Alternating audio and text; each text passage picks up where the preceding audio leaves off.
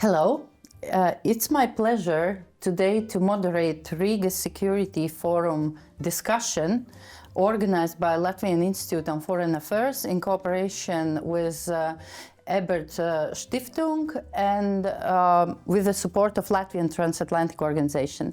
I'm Sigita Struberga, Secretary General of Latvian Transatlantic Organization, and today with us we have two great speakers. And I'm excited to introduce you to Latika Burke, who is an Australian-British journalist and analyst focusing on national security and geopolitics. Also, I'm glad to introduce you to the heart of the Riga Security Forum and brain as well, definitely. It is Sandis Schraders. Dr. Sandis Schraders is representing Riga Technical University, Latvian Transatlantic Organization as a board member, but also Latvian Institute of Foreign Affairs. So you see how many roles one person can take while being also very responsible citizen and taking part in National Guard's movement. But today our focus is on burden sharing and shared or maybe not shared threat perception by Europe and United States.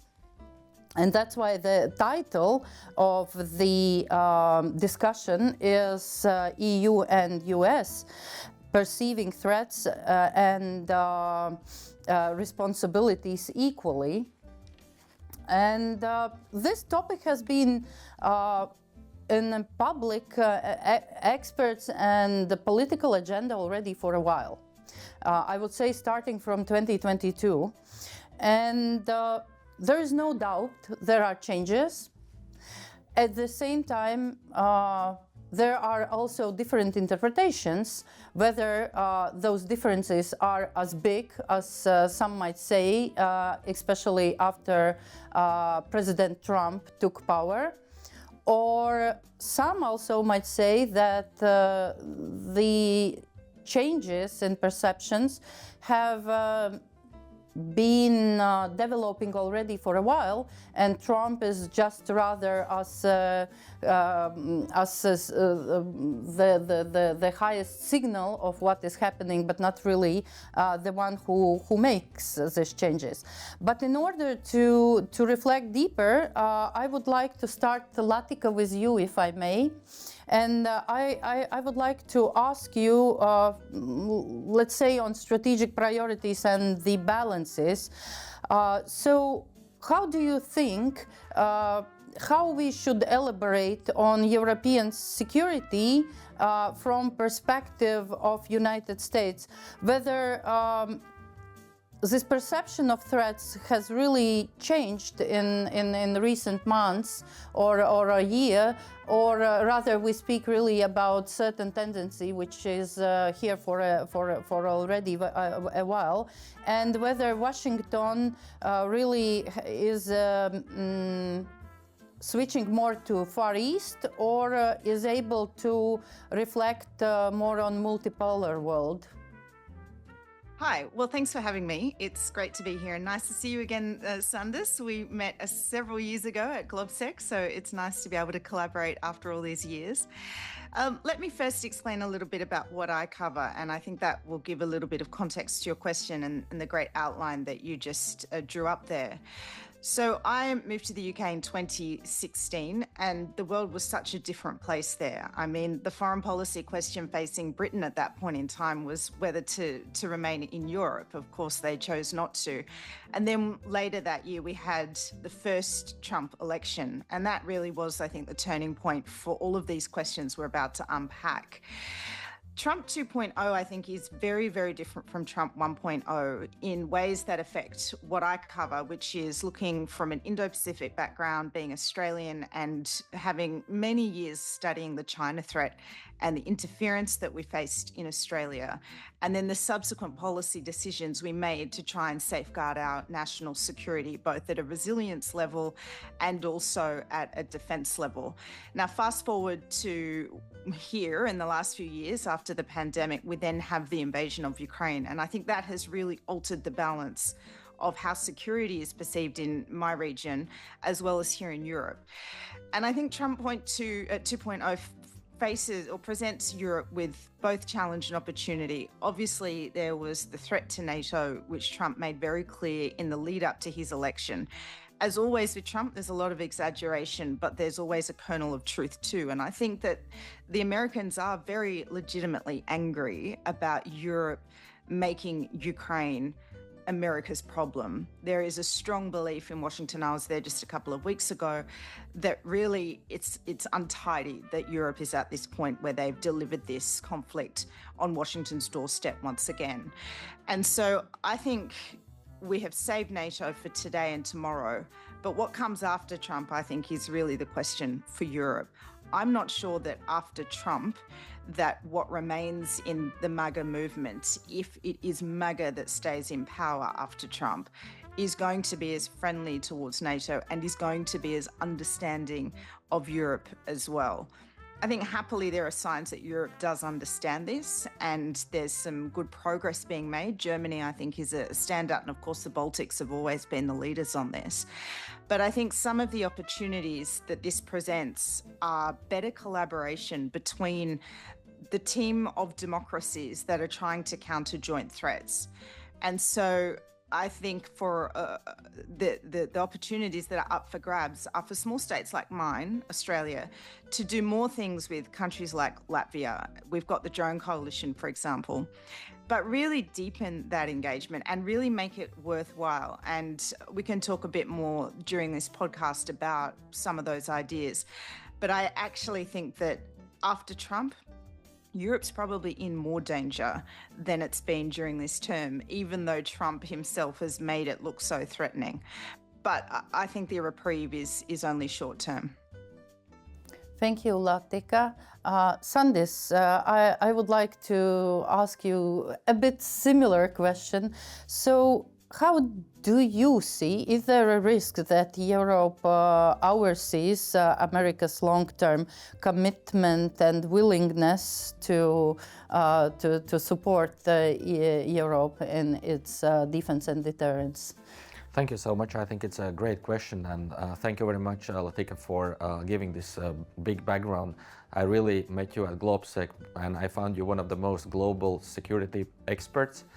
You are covering and asking questions, difficult ones, to the leaders in the White House, also in the UK, and also you are one of those persons that make me really believe in international cooperation. And even though Australia is remote, like such opinion makers as you are feeling Australians as really proximate, being a part of our drone coalition.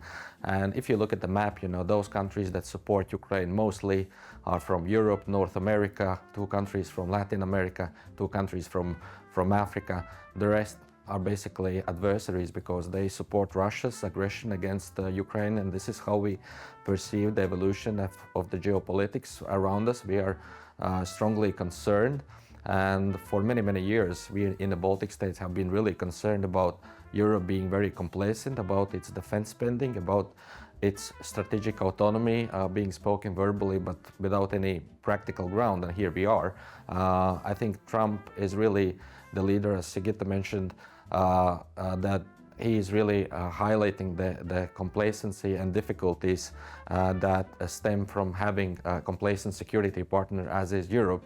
In NATO, the burden sharing has been 70-80% provided by the United States, and Canadians and Europeans were willing to deliver only a fraction of the defense spending and military capabilities. Since I have been involved also in practical movements such as National Guards, I know the security is very practical. If you are out of 25 rounds of bullets, you know, you don't have any other means to defend yourself. And the Transatlantic Security Alliance is built on the premise of defense. And this is how we try to portray this to Russia for many, many years. This has been my task as a civilian activist.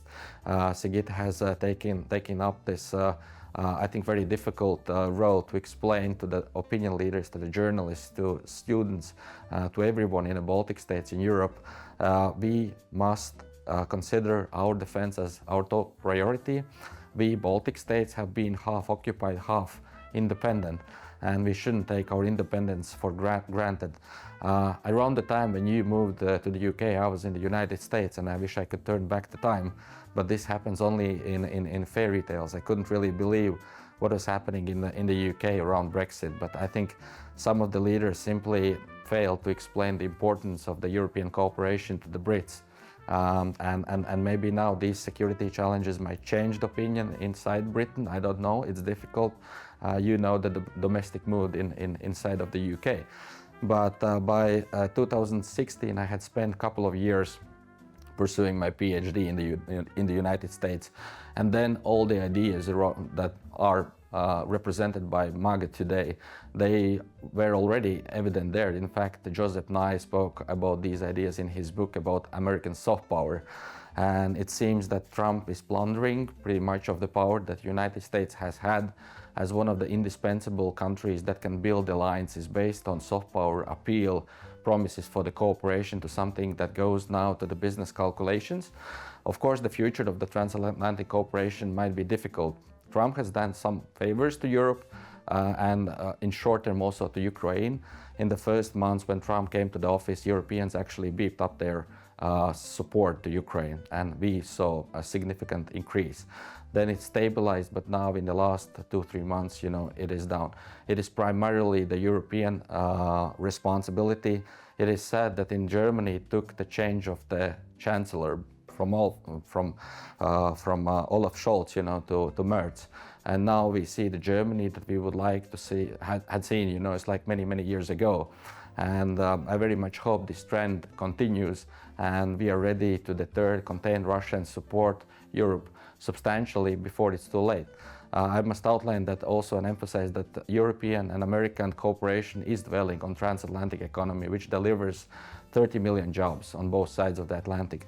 We are each other's major investment. I think these messages also should be delivered to the White House, to the Congress, to the American communities, to California, whose major export partner is actually in Europe, not the fellow American state, or Texas and other major American states who cooperate more with European states than fellow American states. So I think our cooperation and fabric has grown to the level where it is indispensable, and we have to appreciate the freedoms, the welfare, and the security that we enjoy. But currently, owing to Russia's and also China's aggression in Indo-Pacific and Euro-Atlantic, we should be more responsible, especially in Europe, towards our security. The United States cannot do it alone.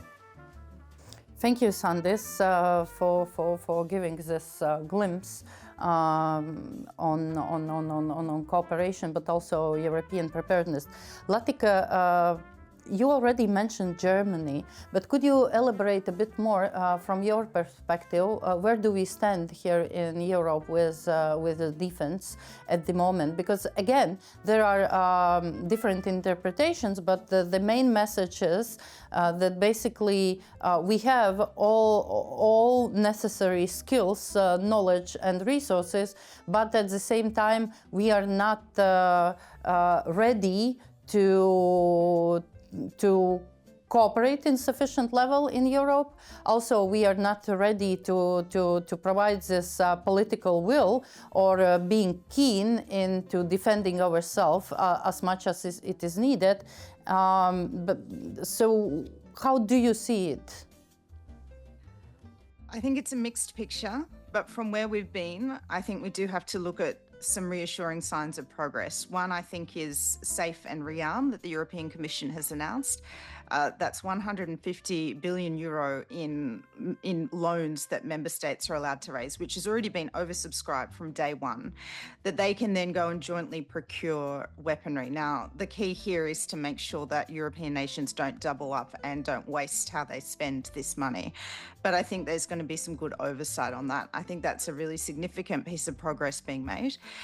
The other thing I would say is that Germany removing its debt brake to raise its money in REARM. There's a very good essay in the UK Telegraph on the weekend about just how much change is taking place in Germany.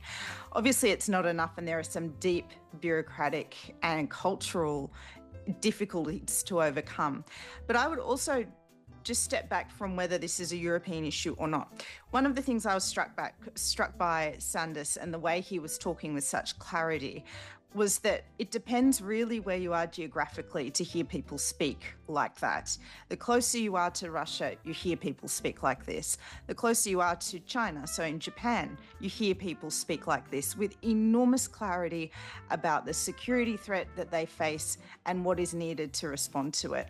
The further back you step, so you go to Western Europe, I was in Madrid for a week, 2 weeks ago, and the view is certainly different. They do not see Russia as a threat.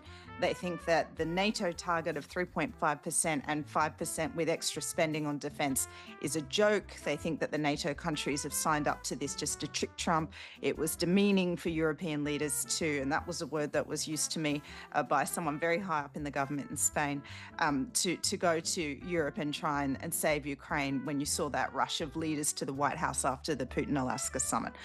So you do have these varying competing views about just how much the security threat is real or not.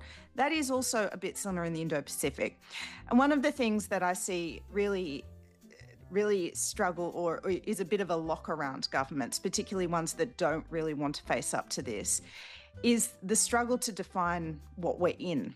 So is it war? Is it peace? We've had various definitions of this from leaders over time. We hear about a hybrid war. I personally don't like this definition because I think it's confusing to ordinary people. And I think any point in time you're saying to people, we're not at war, it means you're saying you don't have to worry. And so what I think we need is actually a new term so that everybody who is facing threats, which we all are, could actually understand and grip the security threat that we face just the way that Sanders did. And for me, I think if we spoke to countries, whether it's Australia, whether it's Latvia, whether it's Spain, whether it's France or the UK, where I am here today, whether you just said, actually what we're facing is a situation of permanent contestation, which means that every single way that you live, the freedoms that you enjoy, that's up for grabs. And not only is it up for grabs, someone is actively trying to take that away, erode it, or contest it. Whether it's Russia, whether it's China, whether it's Iran, whether it's North Korea, whether it's somebody else, it's almost agnostic as to who that threat is coming from. It just means you can go to your public and say every single thing you value and cherish, the things that you might not even have thought you had to value and cherish, they're being contested. And so here's your choice. What do you want to do about that? That would free politicians to talk about this security picture in a much more, I think, necessary way, because the threat that we face is a very integrated one, and it's piecemeal, because the smartest thing that Russia and China do is they don't take us to war, or at least China. I mean, obviously Ukraine, yes, they do, and that's what war looks like. But if you were able to say to people, well, maybe your phone can be weaponized against you, so here's some tools we're going to give you to identify when that might be happening. You could have a really, really wide conversation with civilians about how they prepare themselves. And in my experience, I think civilians actually are up for being talked to about this conversation. At the moment, we just don't have political leaders that are willing to sit down and talk to them in this way. And one of the difficulties, I think, is because we're stuck between these terms of, are we at war or are we at peace? And I don't think we even need to define it by those two things if we've got a term in the middle that actually allows us to prepare better. Thank you so much.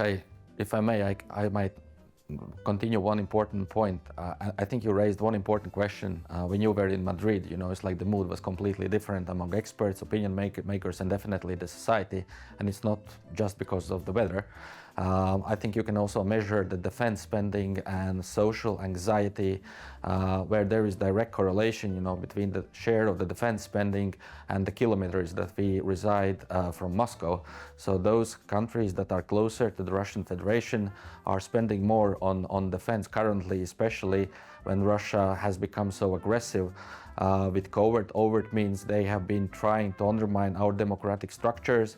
The 2016 election was one vivid example, and I think this is the first case in history where the Russian Federation is overtly meddling into democratic affairs of a democratic country.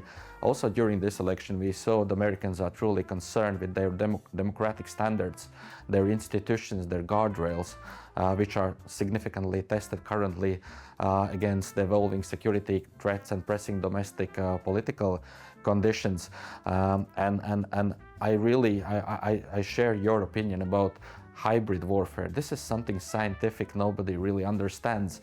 Ordinary people do not understand what is hybrid, but when they know and understand that the drones in European airports are undermining the civilian structures, when they understand that the Russian secret services are killing opposition leaders in Europe just because they don't like their opinion. This is democracy. This is something Russia could never accommodate.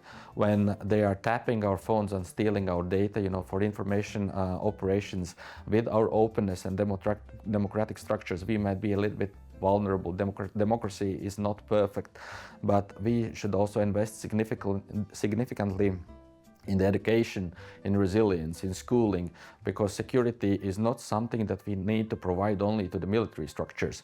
It is also the understanding for the public that this needs to be our top priority to provide all the other things, like for example, healthy investment environment in the Baltic states or Finland has been questioned because of Russia's aggression. Which international company is going to invest in Estonia if there are Russian troops running around the border?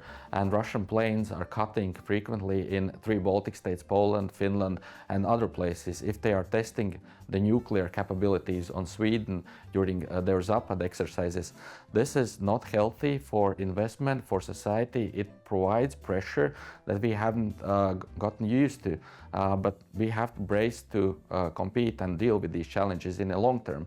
And I think what is also really significant, Europe is changing positively. I'm trying also to look at positive aspects from all the aggression that is stemming from the axis of authoritarian countries such as Russia, China, North Korea, Iran, and the others that you already mentioned. This is the challenge, the Western society, the Western derivatives such as Japan, Australia, non-NATO, non-EU members that comply with all the values and standards we enjoy here in Europe or the United States. We have to deal with this. And we have to also invest in military, in industry, to make sure that our armies do not take something that is off the shelf, sometimes manufactured in China and might not be available during a long-term war. And we have to build up our industries, one of the backbones also for our economic development, but healthy competition and advancement for the United States wouldn't harm. Thank you so much for this reflection on both our potential capabilities or building capabilities and also the threat perception. But returning to threat perception, taking in consideration indeed how many different threats caused by a couple of sources we see, starting from the drones at the airports, what you mentioned, up to soldiers being next to Estonian border or fighter jets crossing the airspace. So do you see that indeed the European leadership see it as a system of threats, as one whole threat, or rather we still often hear in public space rather as separate incidents? And isn't it an issue why we can't agree on the ways how we call this threat, whether it's hybrid war or permanent contestation? Sandis. I think there's when you look at arson, it happens in multiple countries at the same time, so it's not incident, it's not accident. Yeah, if it's taking place in the month of March in multiple countries, I think it's well planned, and the way it's executed, I think you can draw different kind of patterns. The election in the United States in 2016, you could see campaigns that were systematic, and at some point, Americans in different states started repeating the same narratives to the American citizens. That was really frustrating. Having learned so much about the American perception that was built during the Cold War, where Russia was not considered a democratic country, I could see democracies repeating something and going against the values American society has used to and are embracing and truly appreciating. There have been multiple incidents now with the drones, which are contesting the European defense capability and maybe taking away the necessary attention from Ukraine in favor of the local security structures. Of course, we will have to invest there, but I think the primary task is to support Ukraine, which is paying high cost for Europe's defense. Russia, during 9th of May celebration of the victory over Nazi Germany, has overtly said that they are going to go to Germany, and this is what they are doing. Only the Ukrainian military is standing in a way and making the Russian military advancements as rapid as a snail. So we have to really appreciate this. There's a huge cost we are paying for this. Such organizations as saved, civilian ones, are restoring schools in Ukraine and building bunkers and classrooms in the war-touched zones. And this might look as a short-term challenge to provide the education and keep their kids safe. But maybe in Europe we also have to think about the security of our educational institutions in the future, because we do not have the capacity to predict what Russia is going to be in the future. We have to look at Russia, what it was in the past. They have taught their kids, adolescents, students, youngsters, that there is an enemy outside of Russia. This is what makes very difficult for Russia to live within its borders, and we have to brace for hybrid challenges, but such as attacks on our society, public institutions, democracy, leaders, arson, killings in Europe, drone attacks, and more experiments that Russia will try to systematically test on Europeans, but also Americans. Thank you, Sandis. Latika, I would like to address you a similar question regarding appetite to see this whole bunch of threats as a system. Do you observe either clear understanding in US leadership and appetite maybe to speak of this as a systemic threat? Well, no, if you look at the G2 meeting that Trump just held with President Xi, I'm not sure that that is the way that that particular president thinks about it. But regardless, I mean, the institutions, I think, do obviously still accept what's happening. It's just very muted. And without the leadership of the US, which is the most critical part, the question for smaller states, middle powers, and the rest of us is where to from here? I think one solution is to take ourselves out of the thinking of whether we exist in a Euro-Atlantic security environment or whether we exist in an Indo-Pacific environment. Obviously, if there is a conflict in the Indo-Pacific, that will necessarily change that, and that will require a response similar to what we've seen in Ukraine. So I'm not being naive about how big those two theaters are if a hot war does break out in the Indo-Pacific.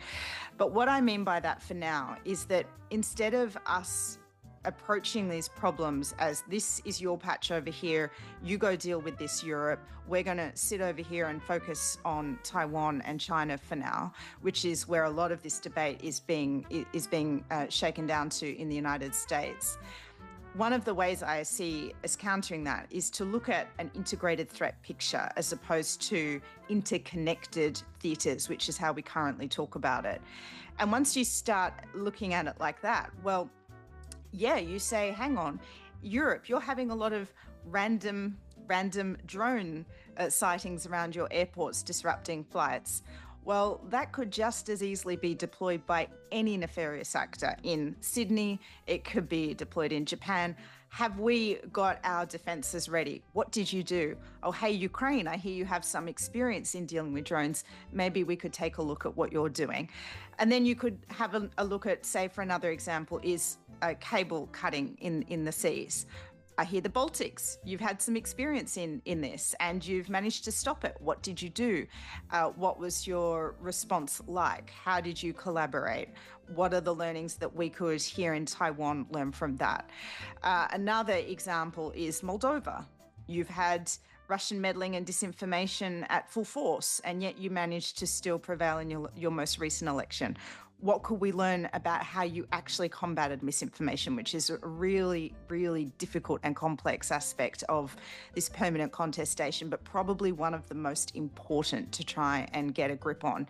You could go to countries like that.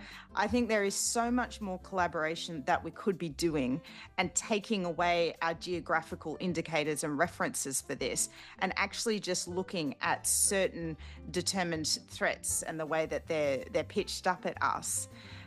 One of the other things I think we struggle with is attribution. So we have struggled to quickly say whether we think it's Russia behind these drone attacks in Copenhagen or around Poland or whatever. One of the things that if you had an integrated threat picture and you had all these democracies working with each other in smaller squads, what you could say is, okay, we've got a rapid attribution center. How many countries are willing to say we, on an 80% basis, are willing to say we think this is Russia? If you had a whole coalition that could, within 24 hours or even sooner, put out a statement saying we believe the following about this incident, that then enables the public communication to go back to civilians and say, well, here's what 30 leaders think about what just happened. You can make up your mind. They've put out how probable they think this is. And I can fairly safely assume that if you had a whole squadron of countries saying, we think Russia sent those drones around Copenhagen airport and this is what it means and this is how we've got to protect ourselves and here's what we're now going to do, the public would be probably pretty open to hearing that. Thank you, Latika. Sandis, both you and Latika mentioned other partners, other like-minded democracies. We heard about Australia, we heard about Taiwan.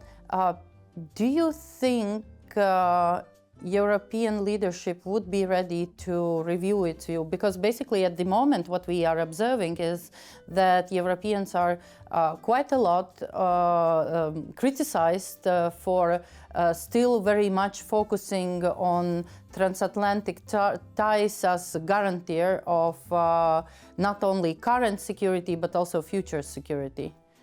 I was just listening at how swiftly and eloquently Latika was restoring my belief in the global cooperation among democracies. So first I would like to talk about the challenges like China is learning from Russia and Ukraine, and probably they would apply the same lessons to Taiwan. South Korea is there, Japan is there, Australia is there, Philippines, other countries are there that face the same challenges, and currently it seems the major wedge and the challenge is pushing us together. I really heard something really positive in everything that Latika was telling, that maybe we shouldn't be that negative about the challenge that we face, but we should look at our internal structures as a web and comprehensive approach to how we deal with this globally. The challenges that we face here in Europe have consequences in Asia Pacific globally. The oil prices, the grain prices, the food prices, the inflation is something that keep our societies dissatisfied, and they blame everything on the national governments. Even when Trump is saying that he is going to restore global oil prices, this is not in the hands of the United States, even though they can be major producer and exporter of oil products. This is a global challenge, and usually the wars and aggression, they inflict the cost on other realms such as education, social welfare, and other things that we have placed as top priority in Europe, and in some areas defense has suffered and security has suffered and European strategic interests have suffered. But I think this is a time when Europe should act strategically.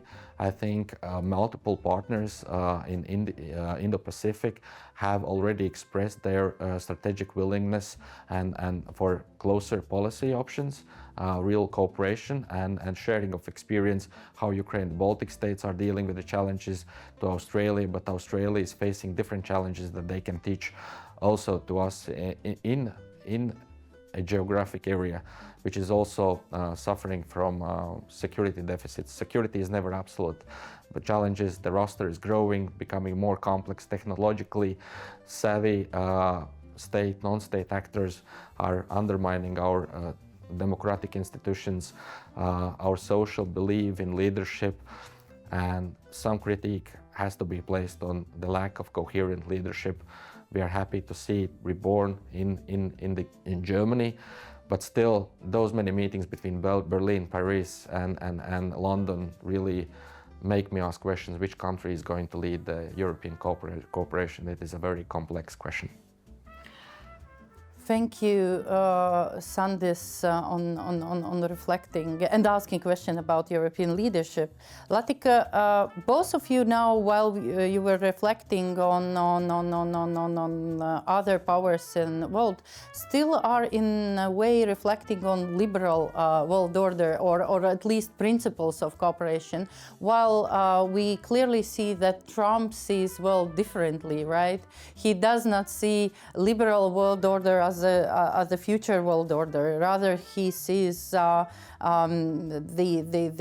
world where great powers are contesting each other, and others are just choosing sides where to stick.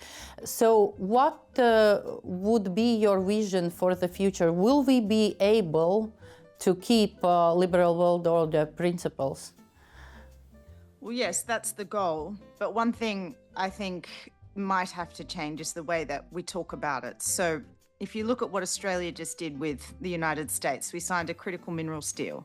We have been trying to do that with the United States. So what that involves is the US using its investment capital to finance to start with two, but plenty more, critical mineral projects in Western Australia, which without government backing would never be viable because of the way that China has subsidized and dominated the rare earth and critical minerals market. Now, we had been pitching that to the Biden administration for 18 months and got nowhere. Within 9 months, we had it signed, sealed, delivered with Trump. Now, we have to see if that actually works, if the delivery is as good as the announcement. But there is certainly political will from both the Labor government in Australia and the Trump administration. And I use this example because the Labor government could not be more different to the Trump administration. As I'm sure many European governments and voters in Europe feel, they feel that Trump is an anathema, that their values are not shared. But actually what we were able to do was go to the Trump administration with a project that was in the mutual interests.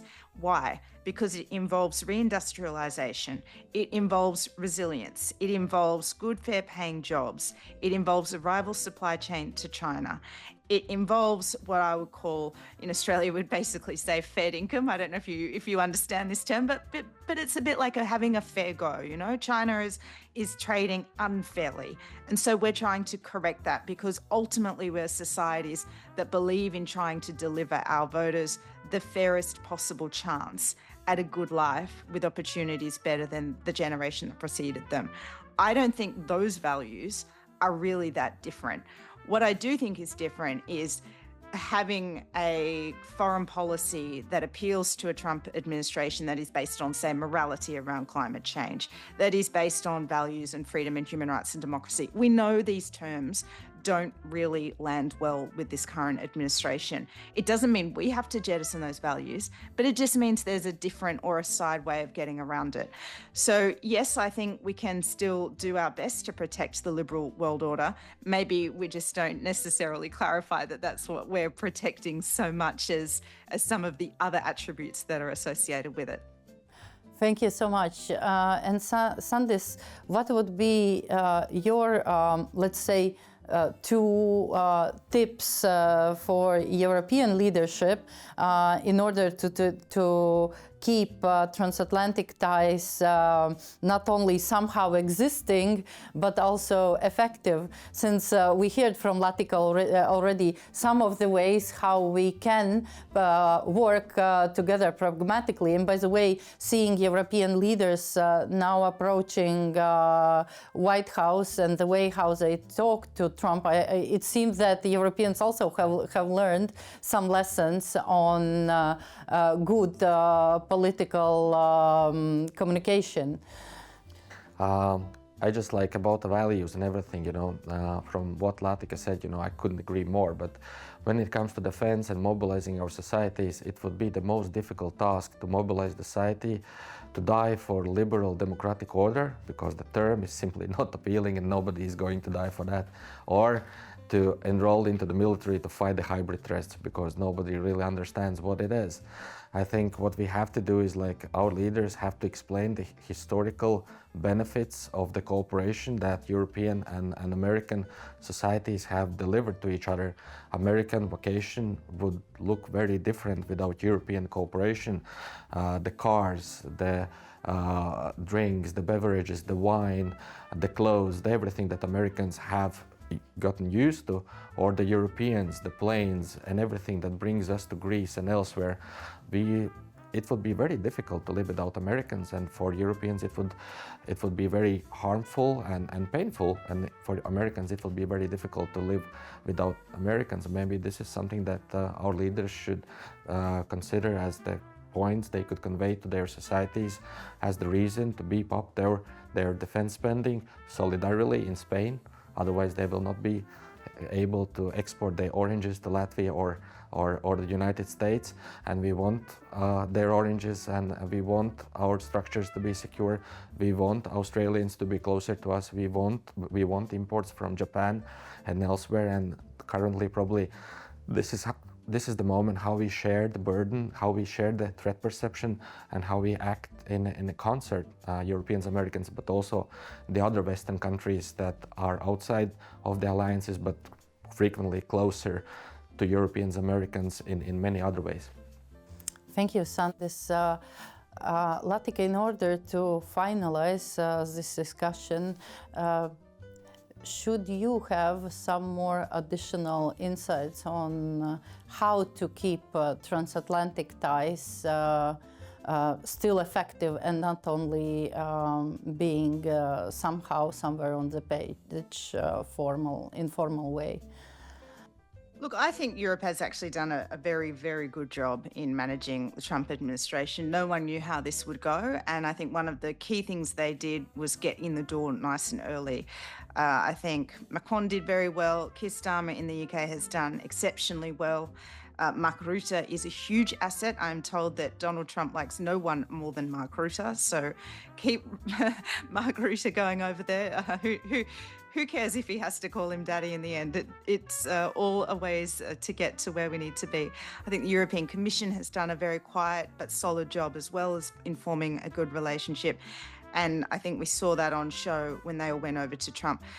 I would go back to where we started, though. I think after Trump is really what Europe needs to be very mindful of, because what comes next in MAGA is really more concerning for Europe, I think. If you take a look at the last NATO summit in The Hague, there were just 2 congressional representatives or 2 American representatives who came over in that delegation. Both were Democrats, and one was retiring. That to me does not look like good buy-in to NATO at the level where we would like and need it. So I think there's a lot more work to be done about shoring up NATO if it is NATO that goes forward. But I would also say not to be completely stuck to the NATO binary. I think that's also a difficulty for Europe. If everything is an Article 5 threshold, I think back to my earlier point about permanent contestation, it stops us from actually doing the things here and now and talking to the public in a really open and active way about what is required to do if it's not necessarily meeting Article 5. And that's the same for cooperation with the Indo-Pacific and NATO. I'm not really sure what the IP4 is actually really achieving. And you'll notice that this year at NATO, just one of the leaders of the IP4, the Indo-Pacific 4 countries, turned up to that summit. that again didn't look like a great buy-in to that project from me. I think if we actually freed ourselves and began organizing around specific threats, particular lessons learned that we could teach each other with Ukraine right at the heart of all of that, by the way, I think we could have a lot more flexible and nimble sorts of structures that would enable us all to cooperate on the things that we need to cooperate. And I think the structure I would have in mind there is the Joint Expeditionary Force, JEF. I think that's a really good template for how forward-leaning and nimble you can be if you actually form little squadrons around particular threats. But as for Trump, I do think Europe is doing pretty well with Trump himself, and they have established very good relationships, which is really ultimately what matters. I'm told by someone, via someone, but quoting someone in Trump's cabinet, ultimately at the end of the day, it is Trump that makes every decision. And so those personal relationships are really key, and I would say that Europe gets a tick for having established those. Thank you so much, not only for addressing pressing issues related to communication with Trump, but also bringing in some future prospects and some solutions as well. And on this, unfortunately, we need to finish our discussion. But indeed, I think this podcast demonstrated how many issues we have still on the table, despite of the great progress we have as well. And I'm sure that future discussions of the Riga Security Forum will give you more glimpse on the topical regional security issues, and not limited only to region. And with this, I would like to stop and to thank once more Ebert Stiftung for supporting those very, very important discussions we have in the Riga Security Forum. Thank you, speakers, and hope to see you not only virtually, but also in presence in Riga as soon as possible. In Riga Conference and Globsec. Riga Conference and Globsec, definitely so. Well, I've never been to Latvia, so it would be a joy to come to Riga. Just add yet. And Yeah. Your ideas will be very much welcome to our leaders, and we very much hope that this conversation will be heard. And it seems already as agreement for your participation in the Riga conference next year. It was an audition. Thanks a lot, and bye-bye. Thank you.